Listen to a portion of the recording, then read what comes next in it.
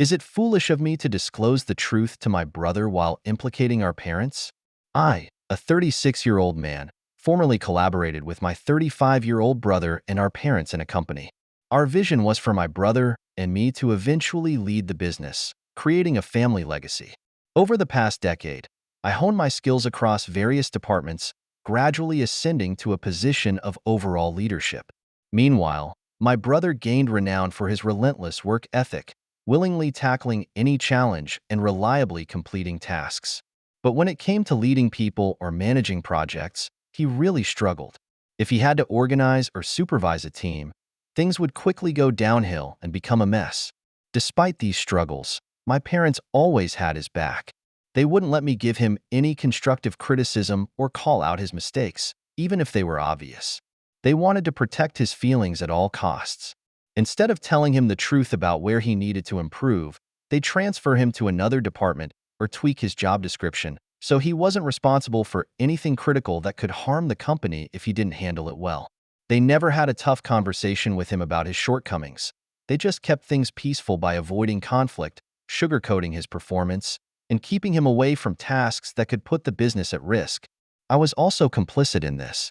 I went along with the facade and played the same game, even though I was becoming increasingly frustrated. My resentment grew, especially since my brother was earning the same amount as me, even though I was running the entire company while he was essentially stuck in a beginner role. Eventually, I couldn't keep up with it any longer. 2 years ago, I decided to branch out and start a new company on my own. Leaving the family business felt like a huge leap, but it was something I needed to do for myself. Within less than a year, though, my parents reached out to me. They asked me to come back and return to the family business. They realized the company wasn't functioning well without me at the helm and wanted me to fix things. I was torn. On one hand, it felt good to be wanted back and to know my parents recognized my value. On the other hand, I wasn't sure if I wanted to return to a company where my brother was still being coddled and given roles he couldn't handle. I wanted to do what was best for the business and my family, but I also wanted to prioritize my own growth and happiness. So I was left with a tough decision to make. After my parents asked me to come back, I agreed on one condition. My brother would be bought out of the company. They accepted, and soon after, I took over running the business solo, while my brother was given a group of our customers to service under his own company. He started his own business and seemed to be doing well.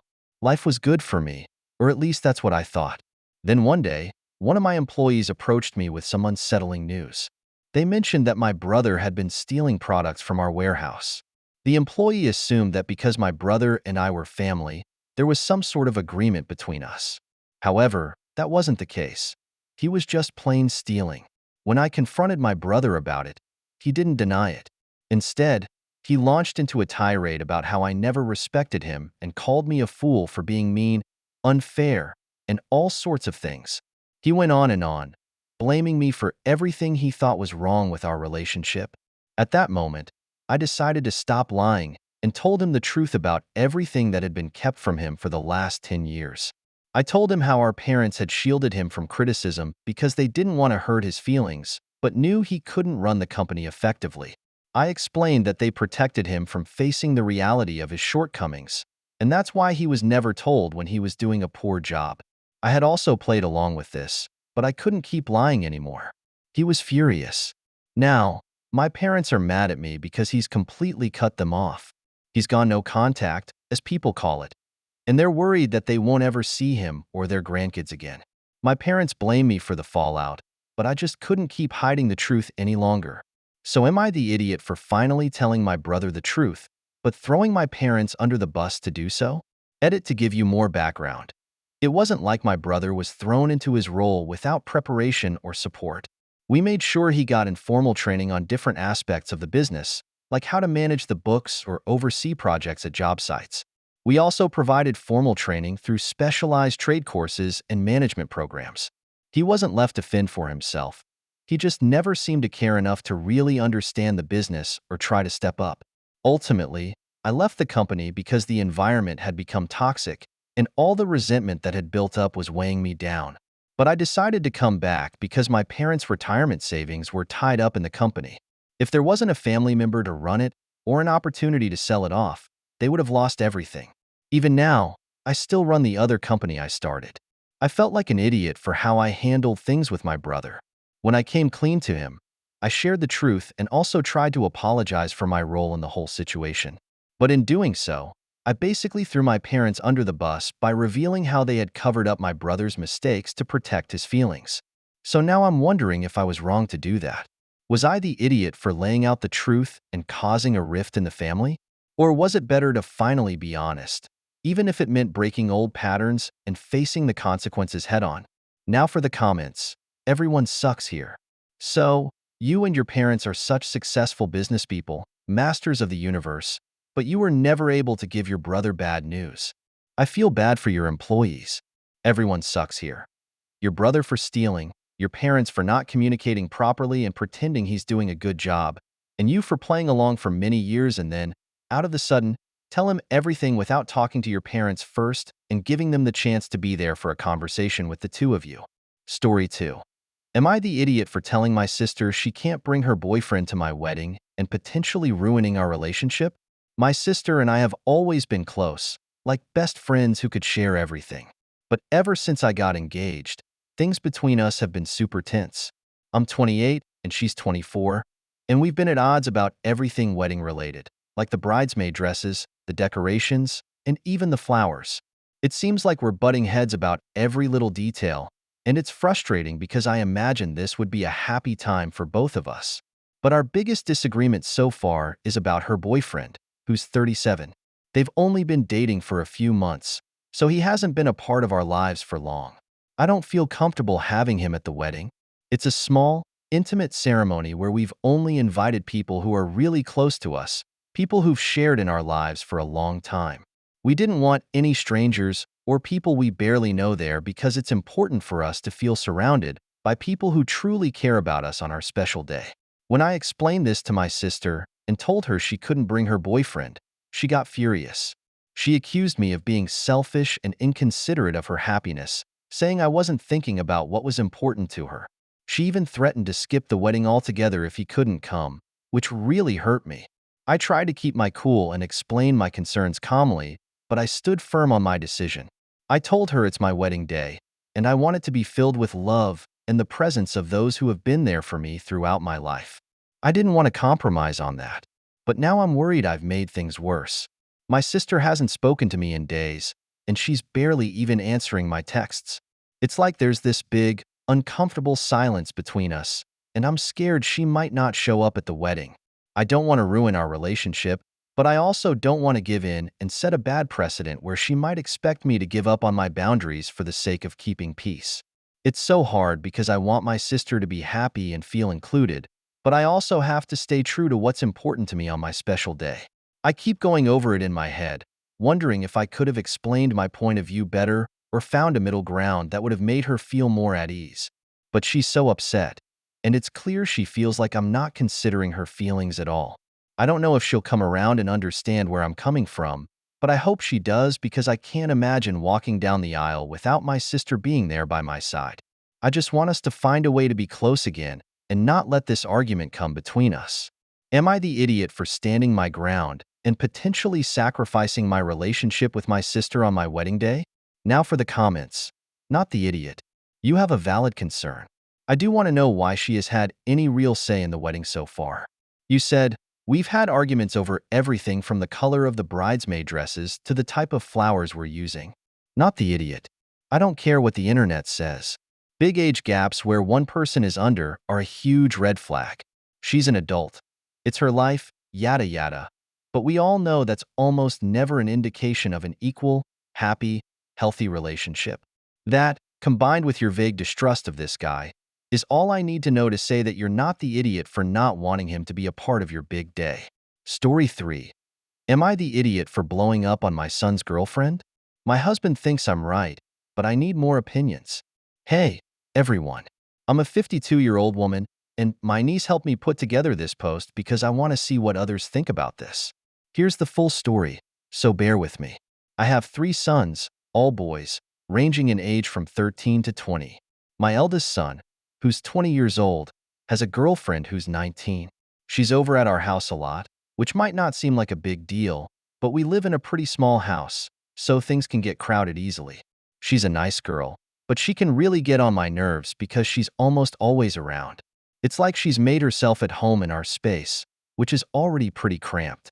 Plus, if I'm honest, I don't really think she's the right match for my son. It's not anything specific she's done. It's just a feeling I've got. Our tap water tastes weird, so instead of drinking that, I buy these big gallon bottles of water to refill a glass bowl with a tap. We use that to drink from instead, which works well for our family. But let me tell you, it's not cheap to get water and groceries delivered these days. I usually make sure to remind my sons and their friends to be thoughtful and not use too much since it runs out quickly with so many of us. The girlfriend has a habit of filling up her huge metal water bottle directly from the jug. One day, I caught her doing just that. I tried to stay calm, so I kindly reminded her that other people live here too, and she shouldn't hog all the water for herself. I thought that would be enough to make her understand. Instead, she snapped back with a rude comment. This bottle holds just the right amount of water for one person to drink in a day. I'm not hogging water, just staying hydrated. The way she said it was so dismissive and disrespectful that I couldn't help but get frustrated. I told her straight up that she needed to leave since she was being inconsiderate of everyone else in the house. Rather than leaving like I'd asked, she rolled her eyes and went right back to my son's room. This really set me off. I stormed over, opened their door, and told her she needed to leave immediately. But my son got super angry and asked me, what has she done that was so wrong? He even said, why is it a crime for her to drink water? I tried explaining that I bought this water for our family to use, not for people who just hang around our place rent-free all day long. But my son just got more upset and said I was being unreasonable. His girlfriend looked like she was going to cry, and she left the room without saying anything. I thought she would come back and apologize later, but she went straight out the front door instead. My son then told me I was being a huge jerk and that I should have just left her alone. Since then, it's been tense in the house. My son hasn't really been talking to me, and I can see he's upset. My husband thinks I did the right thing, but I still feel conflicted about it. I think she's wasteful and a bit of a brat, but I don't want to ruin my relationship with my son over this. Am I in the wrong here? I'd love to know what you all think. Am I the idiot? Edit. Thanks for all the comments. I have spoken to my son about the issue, and you all made me realize that it was deeper than just the water. I showed him this post and explained that it's not her. It's me. I think she reacted that way when I initially told her off for filling up the bottle because, and my son helped me realize this too, I was never really nice to her to begin with in the course of their 3-year relationship. In my defense, she only started hanging around our house a lot about 6 months ago because she got a license. We called her on the phone this morning, and I apologized for my reaction to the bottle. I explained I didn't mean to make her feel bad about the water. It really wasn't that big of a deal, and I feel silly for making it a big deal. She apologized for having an attitude and explained how she can feel a little defensive around me sometimes. I told her and my son that I will work on my attitude. My husband still thinks she was being disrespectful, but I explained that I'm the reason she felt the need to act that way in the first place. It's not my choice who my son decided to date, and I need to respect his choice. I think she is a sweet girl, and I feel horrible for the way I have been treating her. Again, thank you to everyone for making me realize my mistake. P.S. I have looked into purchasing a Brita pitcher to see if that is more cost-effective. My son's girlfriend now brings water from home, although I didn't tell her to do that. Now for the comments. You're the idiot for pretending this is about the water when it's not. There isn't really a difference between fills up a bottle once with enough water for the day and drinks the same amount of water 1 cup at a time. Bottled water does cost money, but if that's a problem, asking her to contribute $1 would be a more logical first step. You're the idiot. Did she pour most of the water down the toilet? If not, then how is she wasteful? As others have said, it is clearly not about the water. What is the long-term effect of your attitude if your eldest makes a life with this girlfriend? If you force him to choose her over you, then you will have brought this upon yourself. You son called it correctly. Story 4. Am I the idiot for wanting to know my wife's family but not at the cost of remarrying? I, male Tate, dated my wife, female, 26, for 3 years before we got married a year and a half ago. I'm a white guy, and she is an Indian who moved to the States for college and settled with a job here. She made it clear to me sometime into our relationship that her family was not going to approve of her marrying outside of her religion, caste, and race. But we both decided to go for it regardless. We didn't have much money at the time either, so we eloped or had a sweet ceremony with only our closest friends in attendance. Her parents didn't even know she was dating me at the time. Over the course of our relationship, she has gotten to know my family and friends incredibly well. My sisters treat her like a sister, and my parents love her. Plus, she is basically as close to my friends as me. However, despite the fact that I know she has very close ties to family and friends back in India, I have never met them, and I truly don't think I come close to understanding her culture or experiencing her traditions, which I think is important because we've decided to try for kids this year and want to raise them as proud of both identities. 6 months ago, she finally told her parents about me, not about us being married, but about her dating a white guy. Recently, they have finally started to come around a bit, and I decided it was probably high time I visit her home, her family, and her country. I brought this up with her, and she was initially quite hesitant about the idea. However, last night she sat me down and told me she is willing to take the trip, but it would require two things from me. For us to act as we are not currently married and to be willing to have a big wedding celebration, likely back in India, fairly soon, because she said things will move fast once I meet her parents. To clarify, she said we would not bear the financial burden, even though we're both quite well to now. I told her I don't want to lie to them about our lives, and that it is probably better to simply tell them the truth and come clean. I also don't want to have another wedding ceremony when we already had one over a year ago that to me was absolutely perfect, and I would be very uncomfortable with the same. She broke down at this and told me she can't keep this secret from her parents any longer, and that I was being in awe for not understanding the fact that she doesn't have a choice in this and it is the only way for our relationship to work. I don't think I was unfair in not wanting to deceive my in-laws, but maybe I misunderstood something. So am I the idiot? Now for the comments. Everyone sucks here. It's not even remarrying. It's just having another celebration so that her family can be involved. I think this is a weird hill to die on. I can understand not wanting to lie, but like you said, you don't understand her culture as well as you'd like to. Everyone sucks here.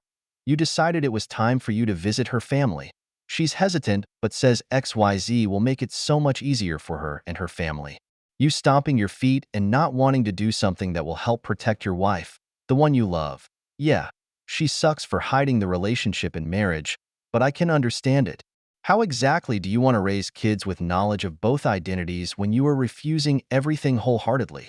You want her to cave and make herself and her family uncomfortable, but you say another wedding ceremony celebrating the two of you would make you uncomfortable. Where is the compassion for your wife in all of this? Story 5. Am I the idiot for expecting my husband to prioritize me over our daughter? I, female, 28, have 3 kids, male, 6, and female, 4, with my husband, 29, male. Yesterday, I woke up at 4 a.m. in excruciating pain. Husband came home from work and dropped me off at the hospital. By 7 a.m., I was admitted for infection and to have my kidney obstructed by a kidney stone. Now, I do want to mention I've had frequent kidney stones in the past, the last one being 9 months ago when I ended up in the hospital for 5 days. I used to be a frequent flyer, and at least once a month, my kidneys would act up. I had surgery yesterday afternoon. Due to the infection, all they could do was place a stent.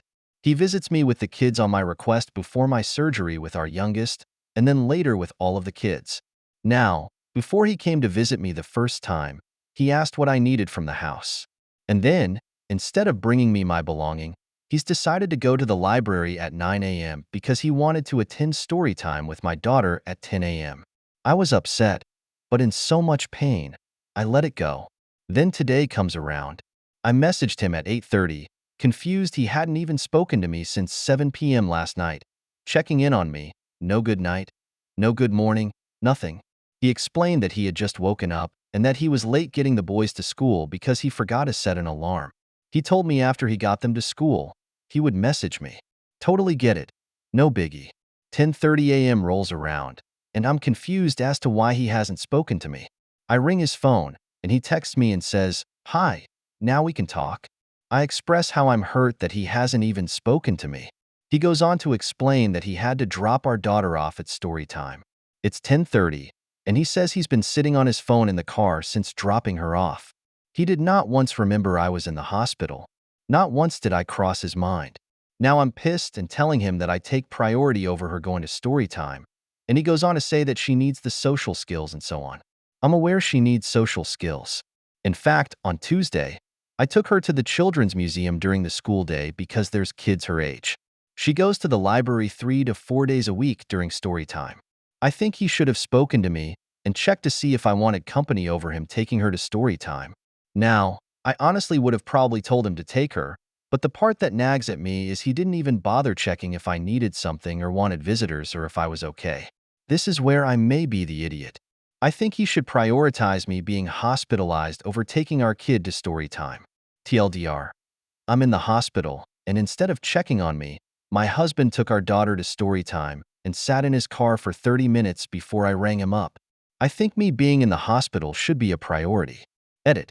He is not working and will not be working during my hospital stay. I also work full-time and go to college full-time, taking accelerated courses. There are 2 days in a month where I'm not working, don't have the kids alone for the full day, and don't have to be in Zoom for my classes. Edit. My main problem isn't that he took her to the library. My main problem is that he had no idea if I was okay for 15 hours and didn't bother to say a word to me. He could get her to story time, but he couldn't send me a text. That's all I wanted. The last time I had this procedure, I had to get a blood transfusion. My kidney stones aren't average, and I have a severely scarred kidney and ureter due to a doctor botching my first kidney surgery. My kidney is unable to pass even the smallest of stones without medical intervention. The earliest I'll be able to leave is Saturday if I'm lucky. There's a reason that I don't get to go home after a minor surgery. It's not minor when I get these problems. I'm currently on 4 antibiotics, yet I am experiencing a fever. He has been presented with assistance but has declined it. Our close friend extended a helping hand, which he rejected.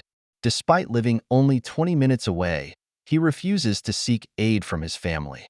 Should they extend assistance, he will reject it. He possesses a support system that he chooses not to utilize. Now for the comments. You're being unreasonable. While you recover from a minor surgery, he is maintaining the children's routine. It's time for you to mature and find your own sources of entertainment. You are not at fault. Your husband could have spared a moment to send you a few text messages, a task that takes only 10 seconds. Clearly, he was mindlessly scrolling through his phone without any consideration for you.